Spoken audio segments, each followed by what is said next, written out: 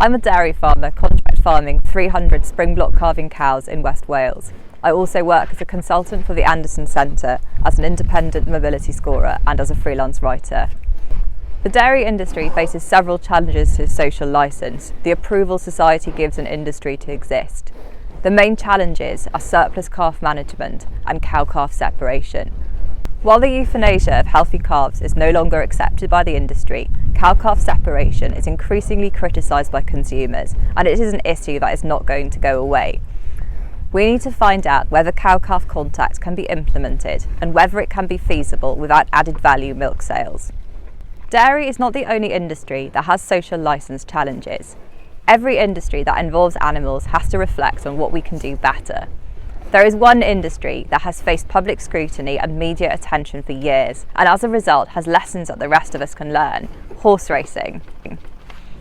For my Nuffield travels, I visited the UK, Denmark, Canada, the Netherlands, Norway, Sweden, Finland, Chile, the United Arab Emirates, Australia and New Zealand. In Norway, 4% of dairy herds already practice cow-calf contact, and the interest in it continues to grow, driven by the farmers themselves. I saw how farmers are sharing best practice amongst themselves, supported by a thriving research community. Crucially, most of these businesses are selling milk conventionally and do not rely on added value milk products to make their businesses profitable.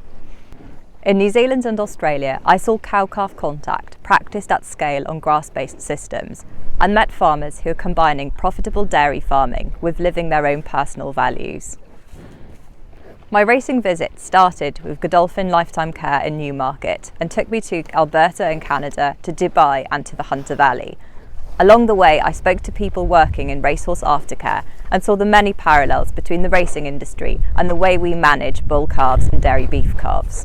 The racing industry has done tremendous work in driving demand for former racehorses and providing the wider industry with the resources to take care of them. This has been done through taking cultural and economic ownership of retired racehorses and accepting the financial burden of doing so as part of a cost of being able to race. When I came back from my travels in February 2023, my partner and I made the decision to trial a very small-scale cow-calf contact system. The 7 calves born in the last 3 weeks of calving were reared on their mothers. In the long term, I'd like to run a full cow-calf contact system, and through my work, I hope to help other farmers make the same transition.